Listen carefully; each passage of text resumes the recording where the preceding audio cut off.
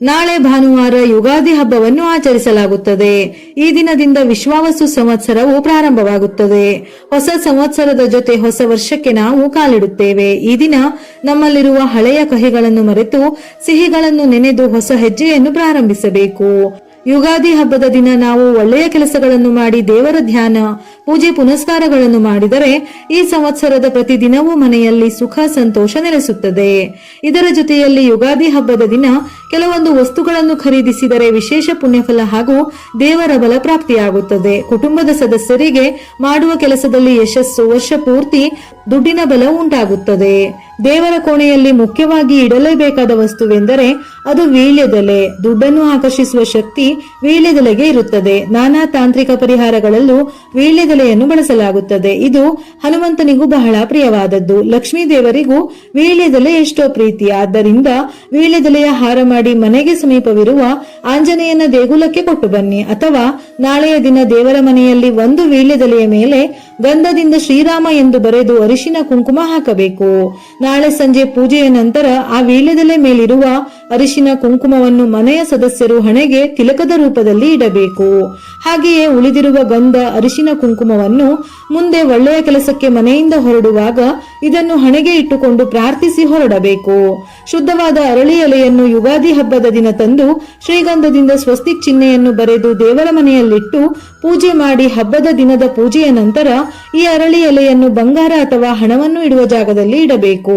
ಈ ಎಲೆಯು ಒಣಗಿದರೂ ಸಹ ಅದೇ ಜಾಗದಲ್ಲೇ ಇಡಬೇಕು. ಮುಂದಿನ ವರ್ಷ ಯುಗಾದಿ ಹಬ್ಬ ಬಂದಾಗ ಹಳೆಯ ಎಲೆಯನ್ನು ನೀರಿಗೆ ಹಾಕಿ ಮತ್ತೆ ಹೊಸದಾದ ಅರಳಿ ಎಲೆಯನ್ನು ಇದೇ ರೀತಿ ಇಡಬೇಕು. ಈ ರೀತಿ ಮಾಡುವುದರಿಂದ ಆರ್ಥಿಕ ಅಭಿವೃದ್ಧಿ ಹೆಚ್ಚಾಗುತ್ತದೆ. ಕಮಲ ಲಕ್ಷ್ಮೀ ದೇವಿಗೆ ಇಷ್ಟವಾದ ಹೂವುಗಳಲ್ಲಿ ಒಂದು. ದೇವರ ಕೋಣೆಯಲ್ಲಿ ಕಮಲದ ಜಪಮಾಲೆಯನ್ನು ತಂದು ನಿತ್ಯ ಪೂಜೆಯಲ್ಲಿ ಪೂಜಿಸಿದರೆ ಬಹಳ ಒಳ್ಳೆಯದು. ಜೊತೆಗೆ ದೇವರ ಕೋಣೆಯಲ್ಲಿ ಶ್ರೀಯಂತ್ರವನ್ನು ಇಡುವುದು ತುಂಬಾ ಶ್ರೇಷ್ಠ. ಯುಗಾದಿ ಹಬ್ಬದ ದಿನ ಇವೆರಡನ್ನು ತಂದು ನಿಯಮಾನುಸಾರ ಶ್ರದ್ಧಾ ಭಕ್ತಿಯಿಂದ ಪೂಜಿಸಿದರೆ ನಿಮ್ಮ ಮನೆಯಲ್ಲಿ ಸಮೃದ್ಧಿ, ಅದೃಷ್ಟ ಒಲಿಯುತ್ತದೆ. ಗೋಮತಿ ಚಕ್ರವು ಭಗವಾನ್ ವಿಷ್ಣು ಹಾಗೂ ತಾಯಿ ಲಕ್ಷ್ಮಿಯ ಪ್ರತಿರೂಪವೆಂದು ಹೇಳುತ್ತಾರೆ. ಯುಗಾದಿ ಹಬ್ಬದ ದಿನ 11 ಗೋಮತಿ ಚಕ್ರವನ್ನು ಖರೀದಿಸಿ ಗೋಮತಿ ಚಕ್ರ ಮನೆಯಲ್ಲಿದ್ದರೆ ಎಲ್ಲಾ ನಕಾರಾತ್ಮಕ, ಅನಾರೋಗ್ಯ ಮತ್ತು ದುಃಖವನ್ನು ತೆಗೆದುಹಾಕಿ ಆರೋಗ್ಯ ಮತ್ತು ಸಮೃದ್ಧಿಯನ್ನು ನೀಡುತ್ತದೆ. ಹಿಂದೂ ಧರ್ಮದಲ್ಲಿ ತುಳಸಿಗೆ ಅತ್ಯಂತ ಪವಿತ್ರ ಸ್ಥಾನವಿದೆ. ಬಹುತೇಕ ಪೂಜೆಗೂ ತುಳಸಿ ಬೇಕೇ ಬೇಕು. ಪ್ರತಿಯೊಬ್ಬ ಹಿಂದೂ ಧರ್ಮೀಯರ ಮನೆಯ ಮುಂದೆ ತುಳಸಿ ಗಿಡ ಇದ್ದೇ ಇರುತ್ತದೆ. ಪ್ರತಿದಿನ ತುಳಸಿ ಗಿಡಕ್ಕೆ ನೀರು ಹಾಕುವುದರಿಂದ, ಭಕ್ತಿಯಿಂದ ಪೂಜಿಸುವುದರಿಂದ ಒಳಿತಾಗುತ್ತದೆ ಎಂಬುದು ಅನಾದಿ ಕಾಲದಿಂದಲೂ ಬಂದಿರುವ ನಂಬಿಕೆ. ತುಳಸಿ ಗಿಡದಲ್ಲಿ ಲಕ್ಷ್ಮಿ ಮತ್ತು ವಿಷ್ಣು ನೆಲೆಸಿದ್ದಾರೆ. ಅದಕ್ಕಾಗಿಯೇ ತುಳಸಿ ಎಲೆಗಳೆಂದರೆ ವಿಷ್ಣುವಿಗೆ ಬಲು ಪ್ರಿಯ. ತುಳಸಿ ಇಲ್ಲದೆ ವಿಷ್ಣುವಿನ ಪೂಜೆಯೇ ಪೂರ್ಣಗೊಳ್ಳುವುದಿಲ್ಲ. ಹಾಗಾಗಿ ನಿಮ್ಮ ಮನೆಯಲ್ಲಿ ಇಷ್ಟೂ ದಿನ ತುಳಸಿ ಗಿಡ ಇಲ್ಲವೆಂದರೆ ಯುಗಾದಿ ಹಬ್ಬದ ದಿನ ಗಿಡವನ್ನು ತಂದು ಪೂಜಿಸಿ. ಸಂಜೆಯ ಸಮಯದಲ್ಲಿ ಪ್ರತಿದಿನ ತುಳಸಿಗೆ ತುಪ್ಪದ ದೀಪ ಅಥವಾ ಎಣ್ಣೆಯಿಂದ ದೀಪವನ್ನು ಹಚ್ಚಿ. ಹಿಂದೂ ಧರ್ಮದಲ್ಲಿ ಮನೆಯ ಮುಖ್ಯ ದ್ವಾರದ ಹೊಸ್ತಿಲಿಗೂ ಅದರದ್ದೇ ಆದ ಮಹತ್ವ ಮತ್ತು ಪವಿತ್ರ ಸ್ಥಾನವಿದೆ.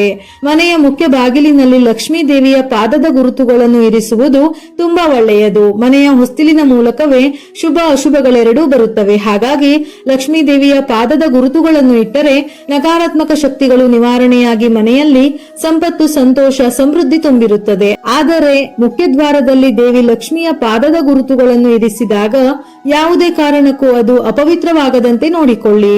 ಹೊಸ್ತಿಲಿನ ಅಕ್ಕಪಕ್ಕ ಗೋಡೆಯ ಮೇಲೂ ಲಕ್ಷ್ಮಿಯ ಪಾದದ ಗುರುತುಗಳನ್ನು ಇಡಬಹುದು. ಲೋಹದ ಆಮೆಯನ್ನು ಮನೆಗೆ ತರುವುದರಿಂದ ಧನಾತ್ಮಕ ಶಕ್ತಿ ಹರಡುತ್ತದೆ ಮತ್ತು ನಿಮ್ಮ ಮನೆಯಲ್ಲಿನ ದುಷ್ಟಶಕ್ತಿಗಳು ಶೀಘ್ರದಲ್ಲೇ ನಾಶವಾಗುತ್ತದೆ. ಕೇವಲ ಆಮೆ ಎಂದು ನೋಡಬೇಡಿ. ಆಮೆಯನ್ನು ಸಾಕ್ಷಾತ್ ವಿಷ್ಣು ಸ್ವರೂಪವೆಂದು ಹೇಳುತ್ತಾರೆ. ಲಕ್ಷ್ಮೀ ದೇವಿಯ ಜೊತೆಗೆ ವಿಷ್ಣು ದೇವರ ಪರಿಪೂರ್ಣ ಅನುಗ್ರಹಕ್ಕೋಸ್ಕರ ಆಮೆಯ ವಿಗ್ರಹ ತಂದು ಸ್ವಲ್ಪ ಸಮಯ ಹಾಲಿನಲ್ಲಿ ನೆನೆಸಿಡಬೇಕು. ಶುದ್ಧ ಜಲದಿಂದ ತೊಳೆದು ಬಟ್ಟೆಯಲ್ಲಿ ಒರೆಸಿ ನಂತರ ನಿಮ್ಮ ಶಕ್ತಿಗೆ ಅನುಸಾರವಾಗಿ ಭಕ್ತಿಯಿಂದ ಪೂಜಿಸಿ. ಇದರಿಂದ ಮನೆಯಲ್ಲಿ ಸುಖ, ಶಾಂತಿಯೂ ನೆಲೆಸುತ್ತದೆ.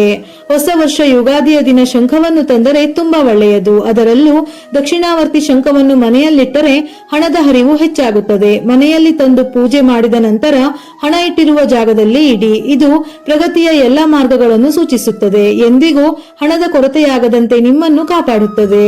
ಶ್ರೀಕೃಷ್ಣನಿಗೆ ನವಿಲುಗರಿಗಳು ತುಂಬಾನೇ ಪ್ರಿಯ ಎಂದು ಹೇಳುತ್ತಾರೆ. ಯಾವ ಮನೆಯಲ್ಲಿ ನವಿಲುಗರಿಗಳಿರುತ್ತವೆಯೋ ಆ ಮನೆಯಲ್ಲಿ ಸದಾ ಕಾಲ ಲಕ್ಷ್ಮೀ ದೇವಿಯು ನೆಲೆಸುತ್ತಾಳೆ ಎಂದು ಹೇಳುತ್ತಾರೆ. ಇಂದು ಹೊಸ ವರ್ಷದ ಮೊದಲ ದಿನ ಅಥವಾ ಹಬ್ಬದ ದಿನ ಮನೆಗೆ ನವಿಲುಗರಿಗಳನ್ನು ತನ್ನಿ. ಅರಿಶಿನದ ಕೊಂಬನ್ನು ಯುಗಾದಿ ಹಬ್ಬದ ದಿನ ತಂದರೆ ತುಂಬಾ ಒಳ್ಳೆಯದು. ಅರಿಶಿನ ಗುರುಗ್ರಹಕ್ಕೆ ಸಂಬಂಧಿಸಿದೆ. ಸಕಾರಾತ್ಮಕ ಶಕ್ತಿಯನ್ನು ಹೆಚ್ಚಿಸುತ್ತದೆ. ಇದರಿಂದ ಸಂಪತ್ತು ಸಮೃದ್ಧಿ ವೃದ್ಧಿಯಾಗುತ್ತದೆ. ಜ್ಯೋತಿಷ್ಯದ ಪ್ರಕಾರ ಅರಿಶಿನದ ಕೊಂಬನ್ನು ಯುಗಾದಿ ದಿನ ತರುವುದು ಅದೃಷ್ಟವನ್ನು ಮನೆಗೆ ತಂದಂತೆ. ಇದರಿಂದ ಗುರುಬಲ ಹೆಚ್ಚಾಗುತ್ತದೆ. ಇದರ ಜೊತೆಯಲ್ಲಿ ಅರಿಶಿನದ ಮಣಿಗಳಿಂದ ಮಾಡಿದ ಜಪಮಾಲೆಯನ್ನು ತಂದು ದೇವರ ಮನೆಯಲ್ಲಿಟ್ಟು ಯುಗಾದಿ ಹಬ್ಬದ ದಿನದಿಂದ ನಿತ್ಯವೂ ಪೂಜಿಸುವುದು ಬಹಳ ಒಳ್ಳೆಯದು. ಈ ಮೇಲೆ ಹೇಳಿದ ಎಲ್ಲಾ ವಸ್ತುಗಳನ್ನು ಎಲ್ಲರಲ್ಲೂ ಖರೀದಿಸಲು ಸಾಧ್ಯವಿಲ್ಲ.